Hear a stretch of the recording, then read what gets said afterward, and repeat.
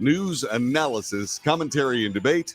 This is the Wells Report. Lots of news today, and we're going to get to all of it, starting with today's front page. It is a digest of all the news that happened around the weekend and so on, and especially this morning. Let's get busy. U.S. professors are urging President Biden to defy the Supreme Court. This coming to us from Fox News.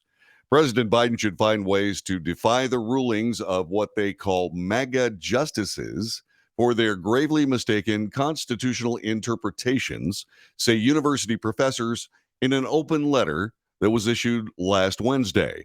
Harvard professor Mark Tushnet and San Francisco State University political scientist Aaron Belkin penned an open letter to the Biden administration on popular constitutionalism to respond to what Biden has called not a normal court following high-profile cases. We urge President Biden to restrain MAGA justices immediately by announcing that if and when they issue rulings that are based on gravely mistaken interpretations of the Constitution that undermine our most fundamental commitments, the administration will be guided by its own constitutional interpretations, they wrote.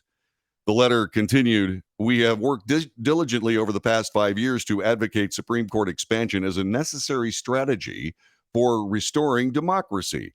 Although we continue to support expansion, the threat of MAGA justices and the threat they pose is so extreme that reforms that do not require constitutional or make that congressional approval are needed at this time. And advocates and experts should encourage President Biden to take immediate action to limit the damage." That's the end quote from that particular part of this open letter. President Biden's nominee for the chairman of the Joint Chiefs of Staff is now at the forefront of debate on Capitol Hill. This from Fox News. President Biden's nominee for chairman of the Joint Chiefs of Staff has a history of prioritizing the controversial diversity, equity, and inclusion initiatives as the top commander of the United States Air Force. On multiple occasions, General Charles Q. Brown, Jr., who served as Air Force Chief of Staff since 2020, stressed his desire to push objectives and include them in multiple facets of the Air Force operations. Biden nominated Brown in May to succeed Army General Mark A. Milley upon the retirement of General Milley. According to a 2020 report by the Air and Space Forces magazine, diversity moved to the forefront of personnel decisions such as promotions and hiring under Brown's supervision, something he celebrated during a speaking engagement held earlier this year. "I hire for diversity because they all bring a different perspective, which makes my decisions that much better because I hear different sides of the argument," Brown told attendees at the virtual event hosted by the Chicago Council on Global Affairs. Quote, "They all see it differently, you know.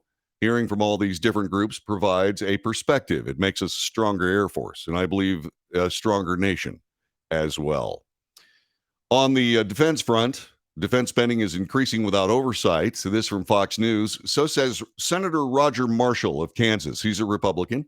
He said he had concerns about the size of the National Defense Authorization Act and the fact that the size of the NDAA has grown in size from around $700 billion in 2019 to $800 billion in 2020, and now over $850 billion, despite a lack of accounting for Pentagon assets. He said China has a larger Navy.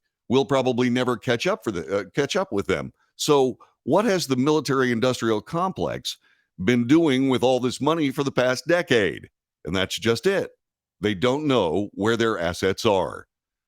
The senator went on to say, "My job in Congress is to hold the military accountable, just like I would the State Department, any department up there. They're not immune from being held accountable." International news. Benjamin Netanyahu, the current prime minister of Israel, is doing excellently after he had a surgery to implant a pacemaker. Israeli Prime Minister Benjamin Netanyahu said he was very well after an unscheduled pacemaker implant, and attended a key judicial reform vote that happened earlier today. As a matter of fact, the Knesset, where Netanyahu wields a comfortable majority, did indeed agree to limiting Supreme Court powers in Israel to overrule some government decisions. It would be the first reform written into the law of a package critics fear claims to curb judicial independence, but which Netanyahu who is on trial for corruption charges that he denies. insists they are needed for balance among the branches of government. The embattled 73-year-old leader was rushed to a hospital near Tel Aviv late on Saturday after a heart monitor implanted a week earlier in what was described as a dehydration episode detected a temporary heart arrhythmia. In Greece, as we continue with international news, tourists are fleeing a Greek resort town called Rhodes. This from CNN. A large wildfire tearing through the Greek island of Rhodes forced thousands of tourists to flee their hotels in what Greek officials said was the largest evacuation effort in the country's history. Fires are also burning on the islands of Corfu and Evia, with Greek emergency services issuing evacuation orders for several parts of Corfu. In Rhodes, those caught up in the blaze described chaotic and frightening scenes, with some having to leave on foot or find their own transportation after being confronted by the blaze. The wildfire in central and southern parts of Rhodes, a largely popular island for holidaymakers, has been burning since Tuesday. Officials are saying that it was indeed an arson case. It is the largest number of blazes in Greece, which is sweltering due to a heat wave that experts say is likely to become the country's longest on record. And in Brazil, the leftist president there, after what many people call a very shaky election, has restricted gun rights. This from National Pulse. Far-left Brazilian President Luiz de Silva has signed a presidential decree restricting civilian access to firearms after the country witnessed an increased gun ownership under former President Jair Bolsonaro. The decision, nicknamed Responsible Arms Control, will severely limit guns and ammunition stockpiles, the opening hours of shooting ranges, prohibit certain weapons, including 9mm handguns, and require those purchasing firearms to demonstrate why they need them. Silva, also known as Lula, this is a colloquial term for the president, announced the new decree, arguing only government and state authorities need firearms, restricting the average Brazilian's freedom and ability to defend themselves. Quote, "We cannot allow gun arsenals to be in people's hands," unquote, said the president. "We will continue to fight for fewer weapons in our country. Only the police and army must be well armed." In state news today, out of Texas, Representative Tony Gonzalez, he's a Republican from the Texas 23rd, calls the border policy that's currently in place unacceptable. Representative Tony Gonzalez, whose Texas district includes 800 miles of the U.S.-Mexico border, said the tactics used to deter illegal immigration are not acceptable. Texas Governor Greg Abbott has implemented floating barriers in the middle of the Rio Grande, as well as razor wire, to deter migrants from entering the U.S. Quote, "The border crisis has been anything but humane. I think you're seeing the governor do everything he possibly can just to secure the border," said Gonzalez. He was on Face the Nation on CBS News.